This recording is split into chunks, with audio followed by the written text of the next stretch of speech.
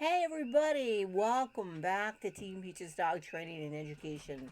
My name is Jean Pam and I am the trainer and educator here at Team Peaches. I've been training dogs since 1969 and presently my pack consists of 8 dogs. All of them are rescues. They all came from very bad backgrounds except for two and well, one for sure. And, they all have very sad backstories. If you're wondering why I have my hands over my head like this, the reason is simple. Let me show you. Yeah, really bad lighting right now. It is fairly late at night. Actually, it's almost 11 o'clock at night. And so I am relying on my overhead, and it looks terrible on camera. I apologize, but bear with me. So, I want to talk a little bit today about the difference of living with a pack of dogs as opposed to living with one dog. The dynamics are completely different, and um, the way the dogs communicate with each other is very, very different. I want to show you today. This is what's happened about 15 minutes ago. Um, Something that happened. Nikki has a very interesting background. I am her fifth human being. She has her previous human Gail. You have probably seen her in a couple of my other videos. Or had Nikki. Actually, she rescued Nikki from a very abusive situation. Nikki has been stolen. She has been dog napped. She has been abandoned. All sorts of things has happened to this dog.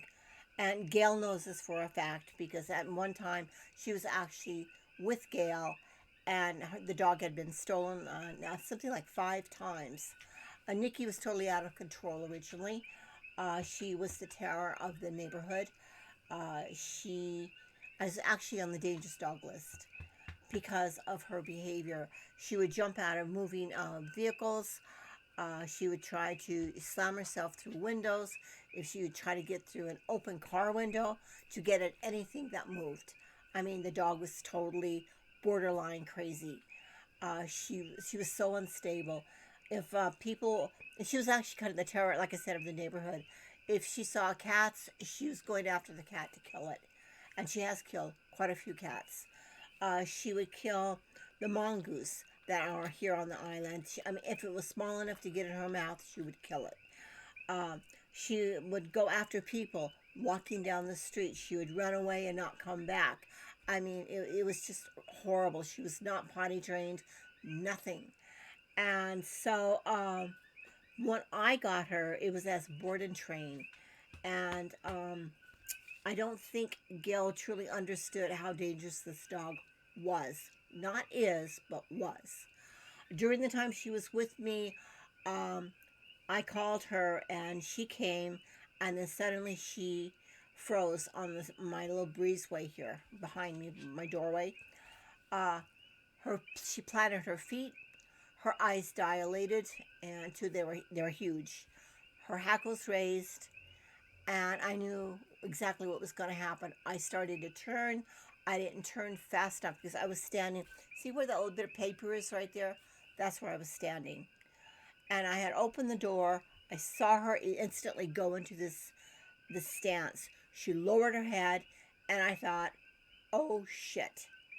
And I went to turn. They're at the doorway, but I wasn't fast enough. My breezeway is approximately 6.5, maybe 7 feet long, in length, and I didn't move fast enough, and she clamped on right here, and she managed to get her teeth just beyond my jugular.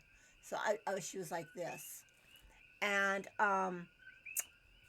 I was literally fighting for my life.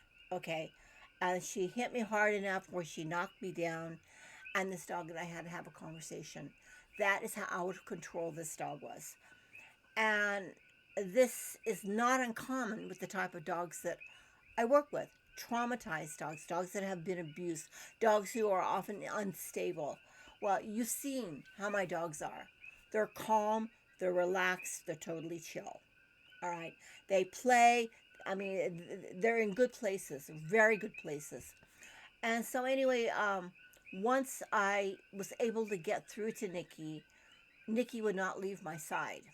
Uh, no matter what I did. She was following me everywhere. She slept with me. At one point, Gail called her a traitor because this dog would not sleep in the other room. She was in my bed. And I got her to do just about anything. And she was willing to do it. But then we would have bumps here and there, which you would have to expect. And I explained to Gail, it's a matter of communication. This dog needs to learn to trust. This dog needs to learn to respect. This dog needs to know she's safe. And so, here, you've seen her in other videos. Nikki is a really great dog. She is Catahoula, an Australian cattle dog. She is now 11 years old. My last video of her was like, I guess, about a month ago. And as I said, she'll be 11 in 1 to 2 months. Well, Gail told me it was actually this month. Gail has known this dog since she was a very small puppy. And speaking of which, the first people who had her, I believe, got her when she was about 6 weeks old. Once she was no longer a cute fuzzy wuzzy pup, the girl who had her, woman, whatever you want to call her, decided she wasn't interested in the dog anymore and tied her up outside in the yard, and it was about a 6-foot leash. And that's where the dog remained for nearly a year. And if somebody happened to pay attention to her, they paid attention to her. If she out there barking and carrying on, she would be punished for it. So not only did she go through that, but Nikki used to be very reserved. Gail told me that Nikki did not vocalize much. Well, whenever she vocalizes all the time now. She talks to me, and she's generally a really happy dog. But sometimes something will kick in and you can see that aggression starting. So in this video, you're going to see her and I talking back and forth. She jumps off the bed and the other dogs are playing. And I want you to see what kicks in, how quickly things can change up. And also I want you to see the fact that what kind of control I have over my dogs. I would like to see Zach George or Victoria Stillwell or any of these other positive only trainers or these people who claim that they know how to do shit. I want to see them de-escalate a possible dog fight this fast. Okay? With nothing more than their voice. All right?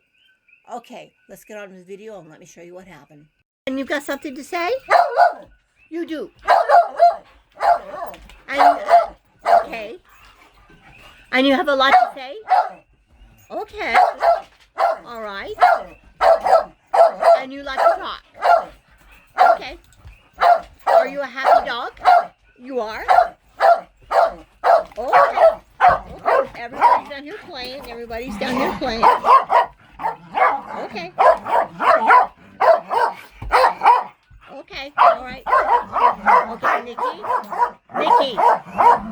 Hey, Nick. Hey. We don't have no fights. Nikki, back off. Hey. Back off. Done. Done. Done. Okay. Come over here, see Mom. Nikki, come see Mom. That's my girl. Good job. Okay, that, guys, was an example of a potential fight starting. You saw how her body language changed, the teeth, how she pulled back her lips, and you also saw how I was able to take this dog here and stop the issue. Nikki here, right before I got her, she was the terror of the neighborhood. She, believe it or not, this sweet girl here, she used to kill anything she can get her teeth on. Whether it was cats or rats or whatever else she could do. She would run up, she saw people walking down the street half a block or more away. This dog would run up and literally bite them and rip at their clothing. Sometimes she would actually jump up towards their chest and try to bite them. And I've done a lot of work with her. She doesn't do that anymore. But sometimes she gets a little carried away, as you saw here. Because this kind of play and that ongoing not biting, but that barking can trigger a problem. And so, as you can see, actually, Nikki is a sweet girl. Are you a good dog? Are you a good girl? Are you? You are. That's what I thought. Yeah, I thought so. And oh, of course, you too, Daisy. Nikki, don't do it. Hey. Uh-uh. I mean it. Nick.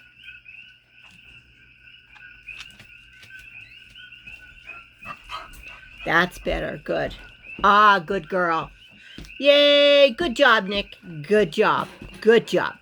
That's what I wanted to see you do.